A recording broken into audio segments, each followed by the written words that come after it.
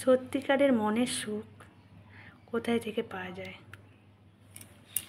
আমাদের যে ইন্দ্রিয়গুলি আছে, আমরা যদি চোখ দিয়ে কোনো কিছু দেখি, সেটা চোখের সুখ হয়, আত্মার নয়। কারণ সবাই আমরা জানি যে আত্মা আলাদা, মন আলাদা, মানে আমি আলাদা।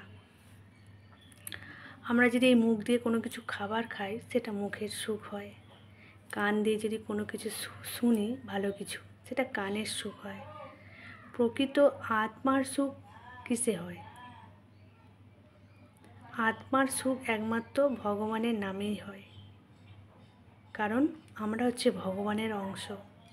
যেমন উদাহরণস্বরূপ, আমি একটা কোনো বস্তু পৃথিবীর মধ্যে ছুঁড়ে দিচ্ছি, সেটা কোথায় যেয়ে পড়বে? পৃথিবীতেই পড়বে, কারণ সেটা পৃথিবীরই জিনিস। আবার দেখা যায় অগ্নি, কেউ যদি অগ্নি জ্বালায়, সেই অগ্নিটা উপর দিকে উঠে যায়, কারণ সে হচ্ছে সূর্যদেবের অংশ, তাই সে সূর্যদেবের কাছেই যেতে চায়, যাচ্ছে। 3 নম্বর, নদী। নদী কোথায় যায়? নদী বেয়ে বেয়ে কোথায় যায়?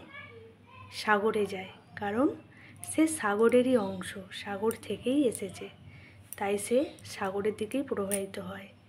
ঠিক সেরকম আমরা হচ্ছে পরমাত্মার, মানে ভগবান শ্রীকৃষ্ণের অংশ। তো আমাদের তো মনটা ভগবানের দিকেই যাওয়াটা উচিত, কারণ আমরা ভগবানের অংশ। আর যখনই আমরা ভগবানের চরণে আত্মসমর্পণ করব, ভগবানের নাম জপ করব, ভগবানের ভজনা করব, ভগবানের কথা শুনব, ভগবানকে সেবা করব, ভগবানের কথা শুনব, তখনই কিন্তু আমরা প্রকৃত সুখটা পাব, তার আগে না। কেউ যদি মনে করে আমি টাকা পয়সা পেয়ে গেলে আমি খুব সুখী, দেখো এই পৃথিবীতে কত কোটিপতি আছে, তারা কি সুখী হয়েছে? হয়নি। কেউ যদি মনে করে আমার 4 চাকা, মানে সাইকেলে করেই অনেক দূর যাওয়া যায়, কিন্তু বলছে না আমার এতে হচ্ছে না, আমার বাইক চাই, 4 চাকা চাই। একটা 100 টাকার শাড়ি পরেও শরীর ঢাকা যায়। আবার কেউ যদি বলে আমার 1000 টাকার শাড়ি চাই।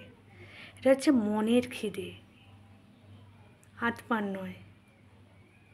হ্যাঁ, পেয়ে গেলাম, মনটা সুখী হয়ে গেল, কিন্তু এটা চিরস্থায়ীও নয়, ক্ষণিকের।